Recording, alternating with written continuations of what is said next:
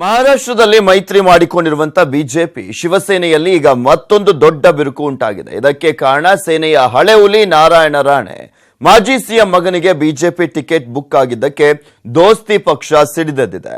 ಎರಡು ಕುಟುಂಬಗಳ ನಡುವಿನ ಜಿದ್ದು ಒಂದು ಜಿಲ್ಲೆಯ ಮೈತ್ರಿ ರಾಜಕಾರಣಕ್ಕೆ ಬೆಂಕಿ ಹಚ್ಚಿದೆ.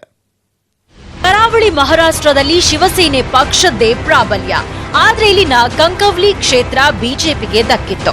ಆದ್ರೆ ಅಭ್ಯರ್ಥಿ ವಿಚಾರವಾಗಿ ಕಂಕವ್ಲಿ ಕ್ಷೇತ್ರದಲ್ಲಿ ಮೈತ್ರಿ ಖತಮ್ ಆಗಿದೆ. ದೋಸ್ತಿಗಳೇ ಕ್ಷೇತ್ರದಲ್ಲಿ ಜಿದ್ದಿಗೆ ಬೆದ್ದಿದ್ದಾರೆ. ಇದಕ್ಕೆ ಕಾರಣ ಶಿವಸೇನೆಯ ಕಡು ವಿರೋಧಿ ಮಹಾರಾಷ್ಟ್ರದ ಮಾಜಿ ಸಿಎಂ ನಾರಾಯಣ ರಾಣೆ ಪುತ್ರ ನಿತೇಶ್ ರಾಣೆಗೆ ಬಿಜೆಪಿ ಟಿಕೆಟ್ ಕೊಟ್ಟಿರೋದು. ರಾಣೆ ಕುಟುಂಬಕ್ಕೆ ಬಿಜೆಪಿಯಿಂದ ಟಿಕೆಟ್ ಕೊಡಬಾರದು ಅನ್ನೋ ಪಟ್ಟು ಹಾಕಿತ್ತು. ಆದ್ರೆ ಕಾಂಗ್ರೆಸ್ ತೊರೆದು ಬಂದಿರೋ ನಿತೇಶ್ ರಾಣೆಗೆ ಬಿಜೆಪಿ ಟಿಕೆಟ್ ಕೊಟ್ಟಿದೆ. ಇದರಿಂದ ಕೆರಳಿರೋ ಶಿವಸೇನೆ ಇಲ್ಲಿನ ಪಕ್ಷೇತರ ಅಭ್ಯರ್ಥಿ ನಿತೀಶ್ ಸಾವಂತ್ಗೆ ಪಕ್ಷದ ಬಿ ಫಾರಂ ಕೊಟ್ಟಿದೆ. ಅಲ್ಲಿಗೆ ಕಂಕವ್ಲಿ ಕ್ಷೇತ್ರದಲ್ಲಿ ಮೈತ್ರಿ ಬಿದ್ದು ಹೋಗಿದೆ. ಇದರ ಎಫೆಕ್ಟ್ ಜಿಲ್ಲೆಯ ಮತ್ತೆರಡು ಕ್ಷೇತ್ರಗಳಾದ ಕುಡಲ್ ಹಾಗೂ ಸಾವಂತವಾಡಿ ಕ್ಷೇತ್ರಕ್ಕೂ ತಟ್ಟಿದೆ.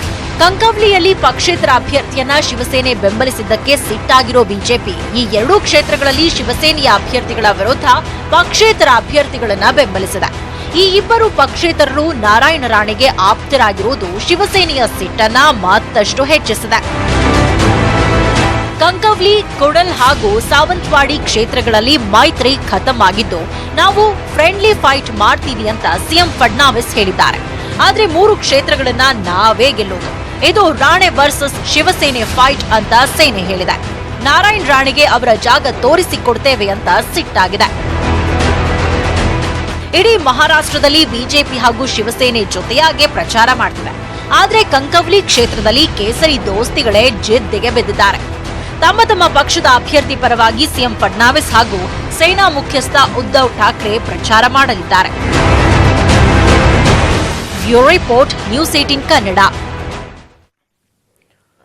ಶಾಸಕ ಬಸನಗೌಡ ಪಾಟೀಲ್ ಯತ್ನಾಳ್ ಪರ ಸ್ವಾಮೀಜಿಗಳು ಬ್ಯಾಟಿಂಗ್ ಮಾಡಿದ್ದಾರೆ. ಯತ್ನಾಳ್ಗೆ ನೀಡಿರುವಂತಹ ಶೋಕಾಸ್ ನೋಟಿಸ್ ಹಿಂಪಡೆಯುವಂತೆ ಪ್ರಧಾನಿ ಮೋದಿಗೆ ಸ್ವಾಮೀಜಿಗಳು ಪತ್ರವನ್ನು ಬರೆದಿದ್ದಾರೆ.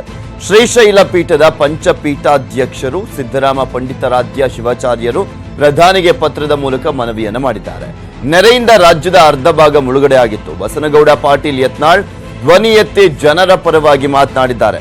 ಆದರೆ ಪಕ್ಷ ಅವರಿಗೆ ಶೋಕಾಸ್ ನೋಟಿಸ್ ನೀಡಿದೆ. ಯತ್ನಾಳ್ ಬಿಜೆಪಿಯ ದಕ್ಷ ಲೀಡರ್, ಅವರಿಗೆ ನೋಟಿಸ್ ನೀಡಲಾಗಿದೆ.